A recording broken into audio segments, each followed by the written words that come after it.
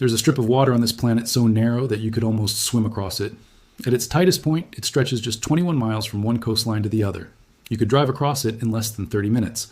You could see the mountains on the other side on a clear day, and yet this little sliver of ocean, this thin blue corridor between Iran to the north and Oman to the south, holds the entire global economy hostage every single time it gets mentioned in a military briefing.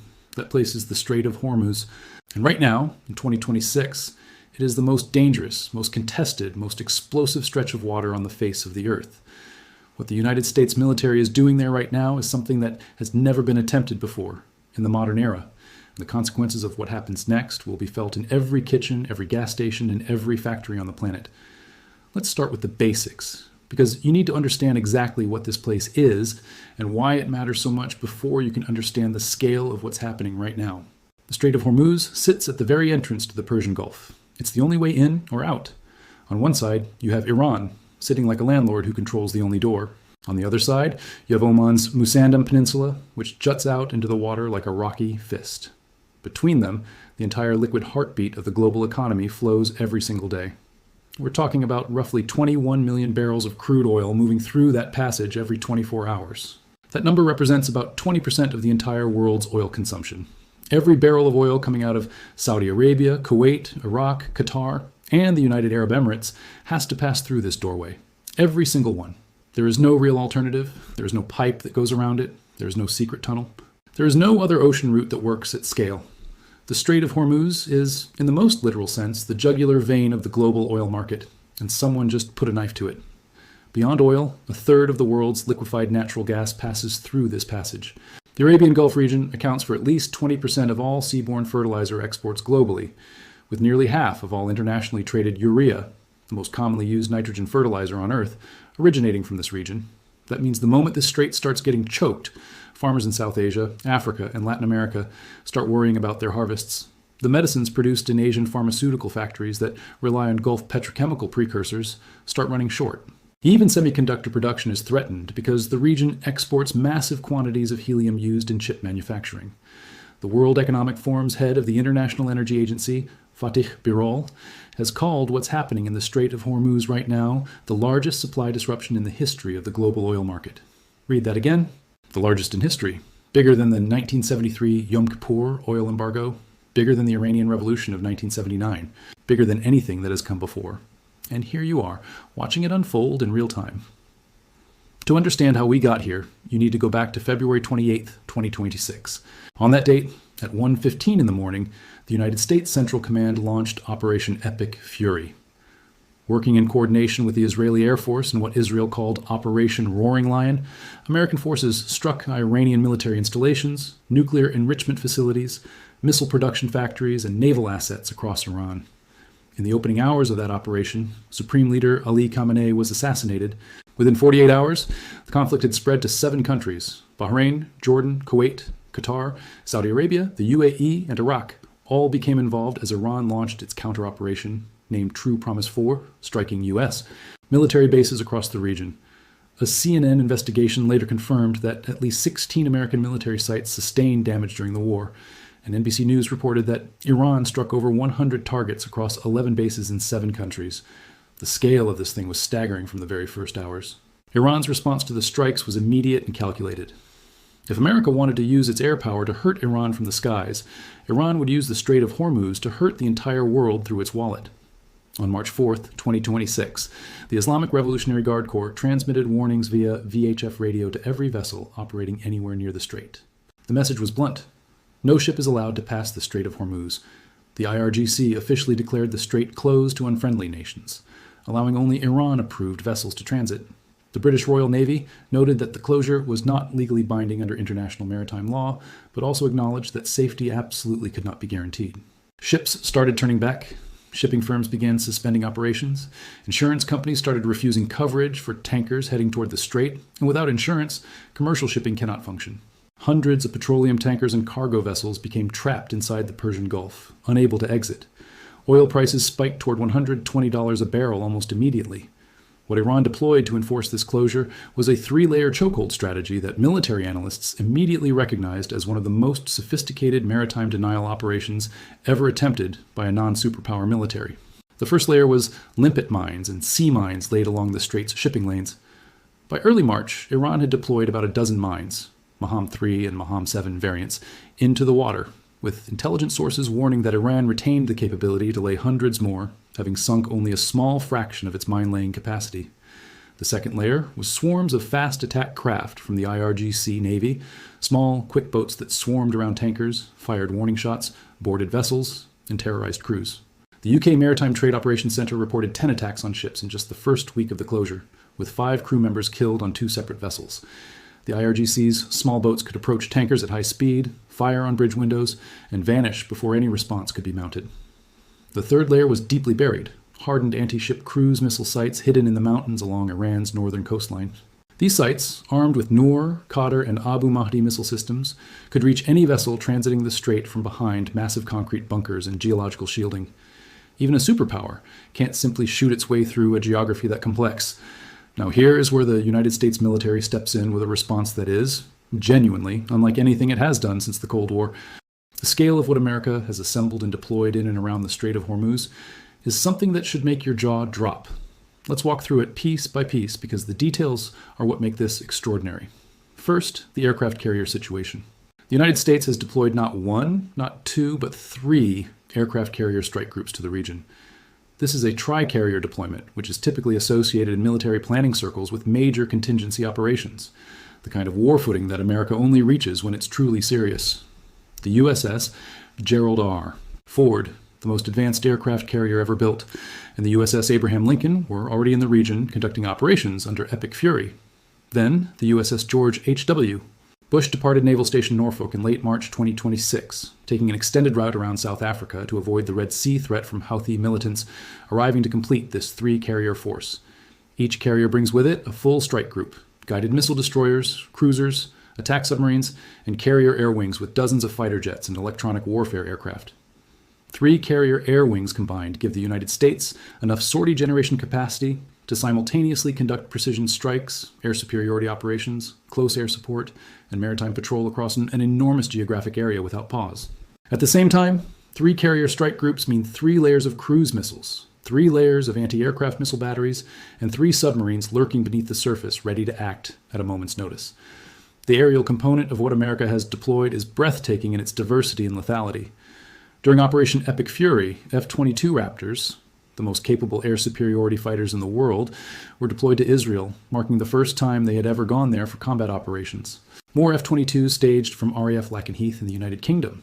These aircraft provided the protective umbrella over strike packages heading into Iran's air defense environment. F-15E Strike Eagles handled the drone and missile intercept mission, shooting down Iranian drones and cruise missiles. F-35C, Lightning the Syracuse, from Marine Fighter Attack Squadron 314 flew from the deck of the Abraham Lincoln to hit hardened targets. EA-18G Growler electronic attack aircraft from both carriers jammed Iranian radar networks and surface-to-air missile guidance systems.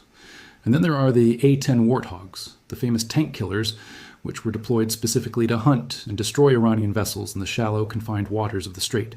Defense Secretary Pete Hegseth described American forces as flying further to the east and penetrating deeper into Iranian airspace to hunt and kill one-way attack gear. The U.S. military is not approaching this situation tentatively. On top of the carrier-based aviation, an overhead surveillance network blanketing the entire region includes E-2D Hawkeye early warning aircraft, AWACS surveillance planes, P-8 Poseidon maritime patrol aircraft, satellites, and underwater drones. Every Iranian vessel that moves, every mine layer that tries to slip out of port, every fast attack boat that attempts to swarm a tanker, all of it is being watched, tracked, and recorded before any response is issued. Hegseth, standing at the Pentagon podium, described the result of this deployment in a phrase that will likely become one of the defining military quotes of the decade. "We have established a powerful red, white, and blue dome over the strait."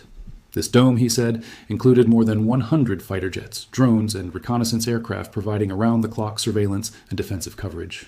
The U.S. Navy has also deployed 10 guided missile destroyers and 2 marine amphibious assault ships as part of the blockade enforcement architecture. These destroyers are the workhorses of maritime interdiction, capable of intercepting surface vessels, launching Tomahawk cruise missiles, shooting down aircraft and incoming missiles, and tracking submarines simultaneously. American forces have already intercepted multiple threats targeting commercial shipping, including fast attack boats, one-way suicide drones, and cruise missiles in the days since the operation began. Now, here's where things get even more interesting. The United States used some remarkable new weapons in this fight. Among the most consequential were 5,000-pound bunker buster bombs dropped on the hardened anti-ship cruise missile sites along the northern coast of the strait. These weapons, with a thick steel casing designed to penetrate over 60 meters of soil or 20 meters of concrete before detonating inside, collapsed the mountain bunkers housing Iran's most dangerous ship-killing missiles from the inside out. 16 Iranian mine-laying ships were sunk in a single engagement as American forces caught them in the act of laying mines. Over 150 warships and Iranian naval vessels across 16 classes were destroyed. Every Iranian submarine was hunted down and sunk. President Trump announced that 158 Iranian naval vessels had been destroyed, declaring that the Iranian Navy had been annihilated and was lying at the bottom of the sea. U.S. Treasury Secretary Scott Bessent went on Fox News and flatly dismissed Iran's remaining naval capacity as a band of pirates. Then came the drone boats. Among the most fascinating new weapons in America's arsenal that proved decisive in breaking Iran's swarm tactics were global autonomous reconnaissance crafts, GARC units from Unmanned Surface Vessel Squadron 3. These robotic kamikaze boats could match Iran's fast attack vessels in speed and maneuverability, counter their swarming tactics autonomously, and remove human crew from the danger zone entirely.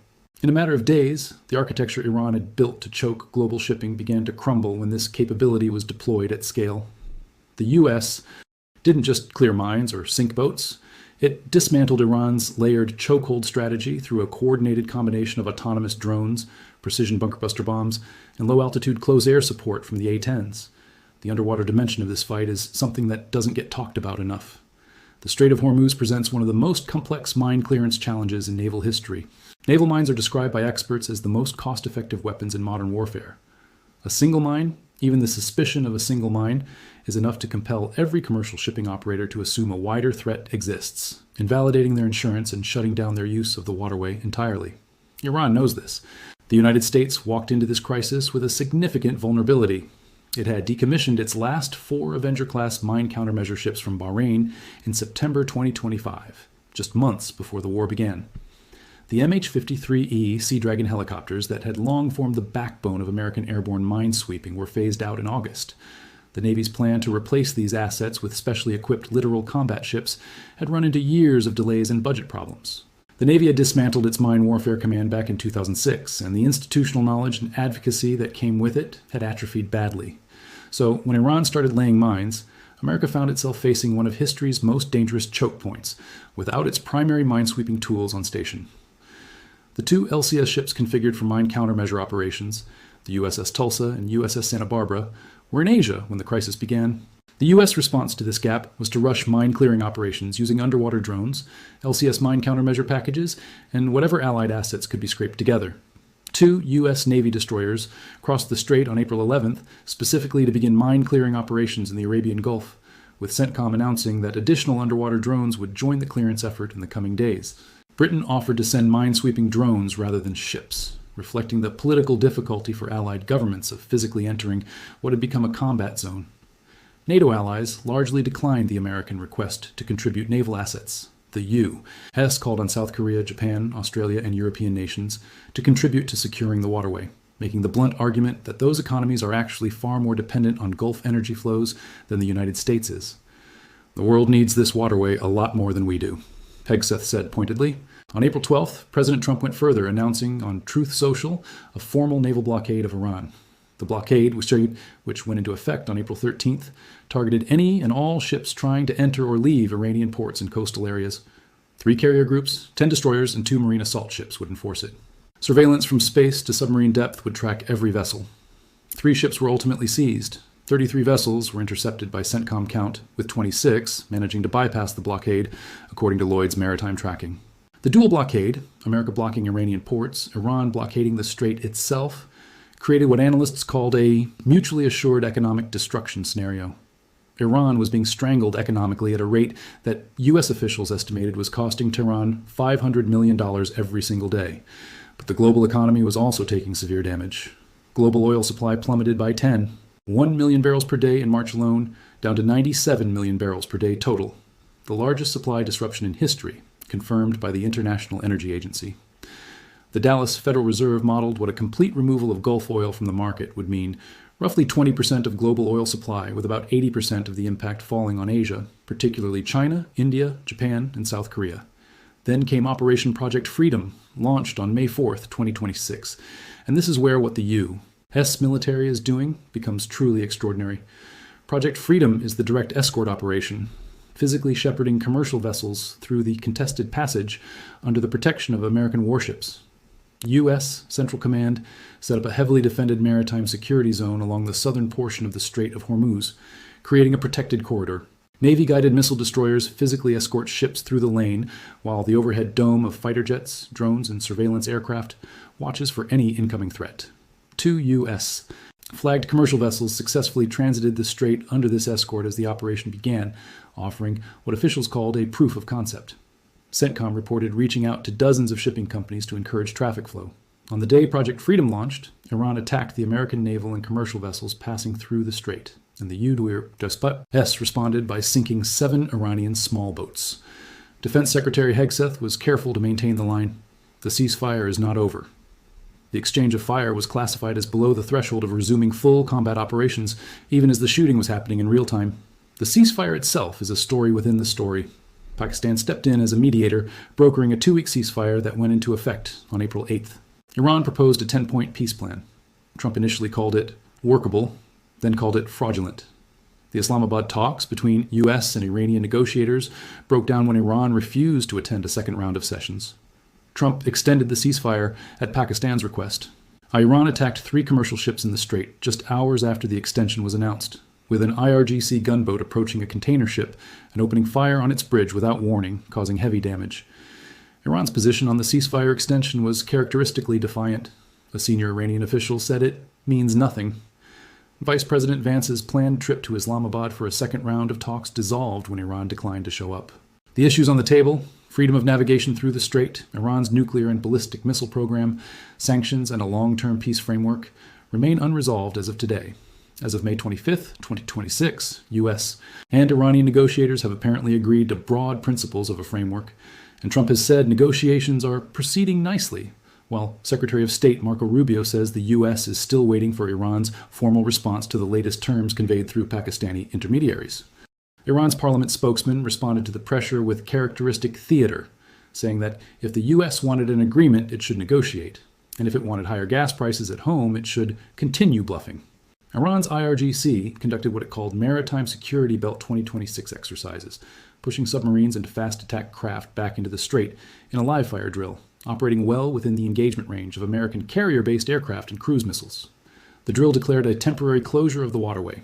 Tankers continued queuing, and indirect nuclear talks between Iranian and American representatives continued simultaneously.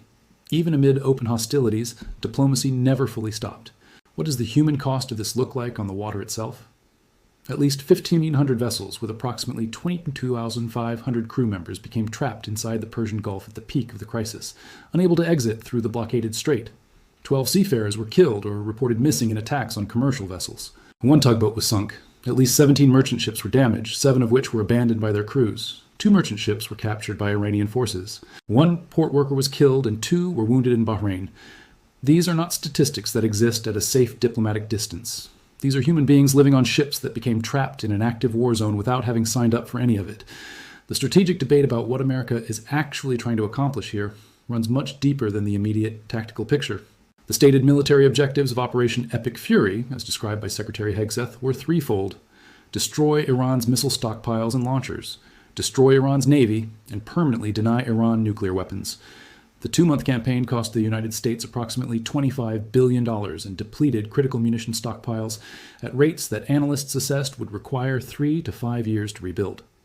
The COA Defense Analysis Center's assessment concluded that this campaign demonstrated the limits of American air power in a sustained high-intensity conflict, even as it inflicted devastating losses on Iran's military infrastructure. CENTCOM Commander Admiral Brad Cooper's own words at the start of the operation captured the ambition. Our military in the Middle East is undertaking an unprecedented operation to eliminate Iran's ability to threaten Americans, as they've been doing for nearly half a century. The geopolitical dimension extends far beyond the bilateral U.S.-Iran confrontation. China, India, Japan, and South Korea, all massive importers of Gulf oil, have been watching with acute anxiety as about 80% of the disrupted supply that normally transits Hormuz flows toward their shores. The broader ripple effects have touched every commodity sector you can name. Food security is threatened because the Gulf is the central hub for global agriculture, accounting for at least 20% of all seaborne fertilizer exports. The impact extends to urea, aluminum, copper, petrochemicals, and pharmaceuticals. Semiconductor production is stressed because helium supplies from the region have been disrupted. The Atlantic Council published 15 charts showing how the effective shutdown of the strait has cascaded through the global economy in ways that go far beyond energy markets. Historically speaking, what is happening in 2026 represents a new chapter in a very long story. Merchant princes were trading through this strait before the Persian Empire was established. The Portuguese attempted to dominate it in the 16th century, establishing a fort on Hormuz Island before being expelled by a combined Anglo-Persian force in 1622. Britain controlled the doorstep of this passage for a century and a half during its imperial period. The United States fought its first post-Cold War battle here in 1988 during Operation Praying Mantis, sinking Iranian ships during the tanker war of the 1980s. Through the 2000s and 2010s, Iran issued repeated threats to close the strait as Western sanctions squeezed its nuclear program. Every time, the threats generated market panic and military deployments. Every time until now, the closure remained hypothetical. The 2026 closure is the first time in modern history that this passage has actually physically been choked by military force in a sustained way, turning the hypothetical catastrophe that energy analysts have war-gamed for 4 decades into something that shipping logs, satellite images, and crude oil price charts confirm is real. Naval strategist Alfred Thayer Mahan wrote more than a century ago that whoever rules the waves rules the world. Today, that observation has been updated, compressed, and made viscerally literal. Control of a 21-mile waterway has the power to shake the foundations of the global economy, trigger energy inflation in countries that have never had a military conflict with either Iran or the United States, threaten food supplies in nations that have no dog in this fight, and strand thousands of seafarers in a war zone they never chose to enter. The U.S. military knows this. Iran knows this. Everyone watching knows this. The thing that makes Project Freedom genuinely unprecedented is not just the scale of military assets deployed. Though 3 carrier strike groups, 100-plus aircraft, 10 guided missile destroyers, and 2 marine assault ships is an astonishing concentration of combat power for what officials keep calling a defensive and temporary operation. What makes it unprecedented is the mission itself. The United States military physically escorting commercial ships from multiple nations through a live fire zone under a red, white, and blue dome, while simultaneously maintaining a ceasefire with the country that is shooting at those ships, while simultaneously conducting nuclear diplomacy through Pakistani intermediaries, while simultaneously blockading the same country's ports, while simultaneously clearing mines from shipping lanes. The layers of simultaneous, contradictory, and interdependent activity happening in and around that 21-mile passage right now have no real historical precedent. The outcome of what is happening in the Strait of Hormuz will shape the Middle East for a generation. It will determine whether Iran ends up with a nuclear weapons capability. It will determine the future of American military forward presence in the Persian Gulf. It will determine what role China plays as it watches one of its most critical energy arteries get caught between 2 heavily armed adversaries.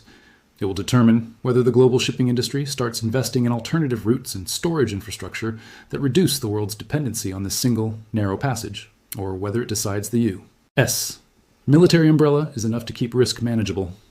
It will determine whether the lesson governments and military planners take from 2026 is that choke points can be effectively closed by a determined regional power, or that they can always ultimately be forced open by sufficient American military will. What the U.S. military is doing in the Strait of Hormuz right now is trying to answer that last question definitively.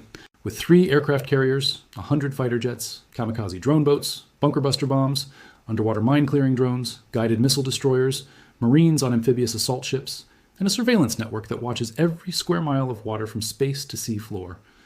America is making the argument that no matter how determined, how creative, or how geographically advantaged a regional power may be, the United States Navy can force open any door on any ocean whenever it decides to. Whether that argument succeeds, whether Iran makes a deal before those ceasefire extensions run out, whether the hundreds of ships trapped in the Persian Gulf finally get to sail home, these are questions that will be answered in the coming days and weeks. But what is already answered, what is already written into history, is this. The Strait of Hormuz in 2026 became the most intensely militarized 21 miles of water in human history. And you are watching it happen. None of this was inevitable. Iran didn't have to close the strait. The US didn't have to respond the way it did. Pakistan didn't have to step in as a mediator. These were choices made by human beings under enormous pressure, and each choice rippled outward in ways that affected people who had no voice in any of it. The Filipino sailor trapped on an oil tanker in the Persian Gulf. The rice farmer in South Asia watching fertilizer prices triple. The family in South Korea opening their electricity bill after LNG imports were disrupted. The Strait of Hormuz doesn't care about any of them. It is simply a gap between two pieces of land, 21 miles of water, that has been fought over for more than 1,000 years, and will be fought over for 1,000 more. What changes is the weapons, the politics, the names on the warships. What stays the same is this: whoever controls those 21 miles controls something that the entire rest of the world cannot afford to live without. Right now, in the early hours of May 25th, 2026, the United States of America is making its most dramatic bid in history to answer the question of who that someone actually is. And the whole world is watching. Here is something worth sitting with as we close. The tanker war of the 1980s, when the United States last fought a major naval action in the Persian Gulf, lasted years and ended with the tragic accidental shoot-down of Iran Air Flight 655, killing 290 civilians, followed by a ceasefire that was widely seen as a stalemate. Operation Praying Mantis in April 1988 sank several Iranian warships in a single day and was celebrated as a tactical victory. But it did not fundamentally resolve the underlying tensions between Tehran and Washington.